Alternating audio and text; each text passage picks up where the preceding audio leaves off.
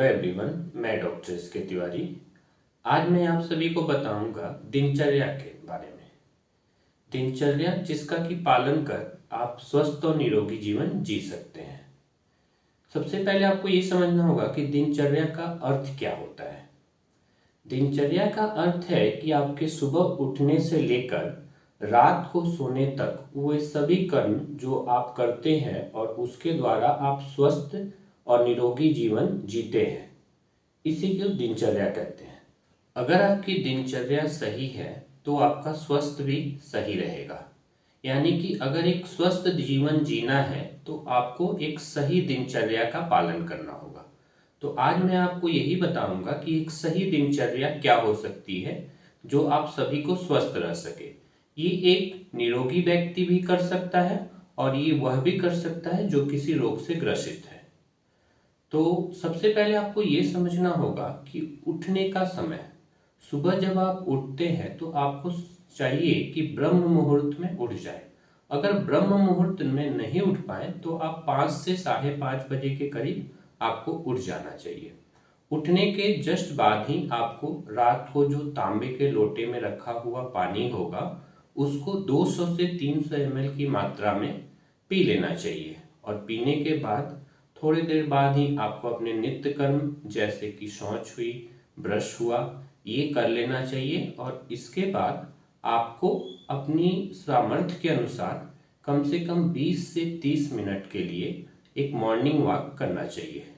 Morning walk आप अपने सामर्थ्य के अनुसार कर सकते हैं। अगर आप चाहें तो 15 मिनट भी करें, अगर आप चाहें तो 30 मिनट भी करें। मॉर्निंग वॉक से आने के पश्चात आपको चाहिए कि अगर आप निरोगी हैं तो आपको कोई एक हल्की सी जड़ी बूटी या ग्रीन टी ये आपने ले लिया। अगर आपको कोई रोग है तो अपने चिकित्सक के परामर्श अनुसार रोगों के लिए जड़ी बूटी से बने हुए काढ़े का सेवन करें। ये जड़ी बूटी से बने हुए काढ़े का सेवन आपको खाली पेट में करना है और उसके बाद थोड़ी देर रुककर आप योग और प्राणायाम कर सकते हैं। योग और प्राणायाम में भी आपको ये जान लेना चाहिए कि आप अपने सामर्थ्य के अनुसार ही करें। अगर आपसे 10 मिनट हो पा रहा है तो 10 मिनट करें, अगर आप आधा घंटा कर पा रहे हैं तो आप आधा घंटा करें।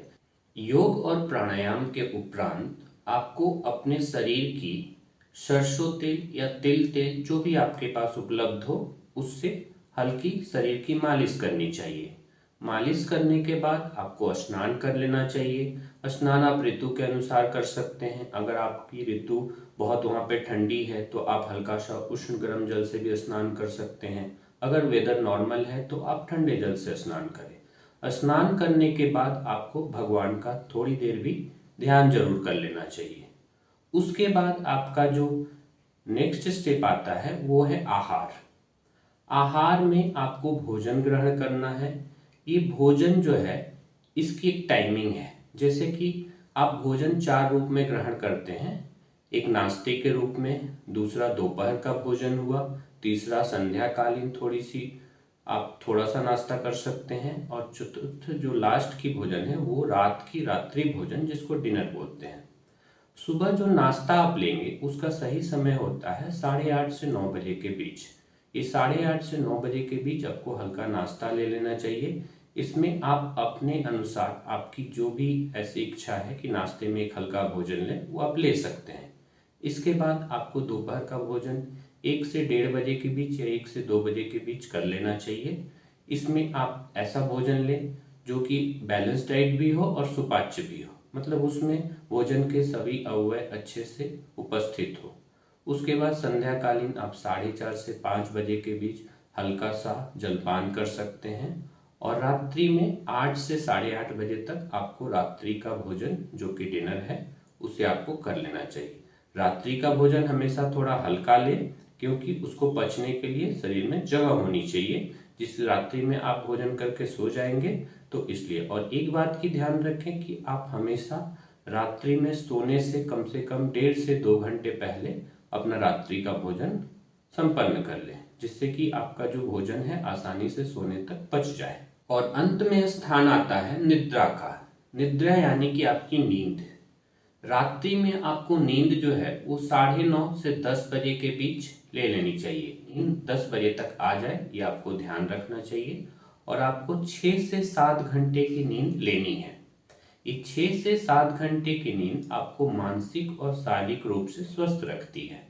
आपको ये भी ध्यान देना है कि नींद सुबह आपको फिर से 5 से 5:30 बजे के करीब उठ जाना है और फिर अपनी दिनचर्या को शुरू करनी है। अगर मेरे बताए हुए इस सभी बातों का आप अच्छे से पालन करते हैं और इस दिनचर्या का ध्यान रखते हैं तो आप लंबे समय तक स्वस्थ और निरोगी जीवन जी सकते हैं।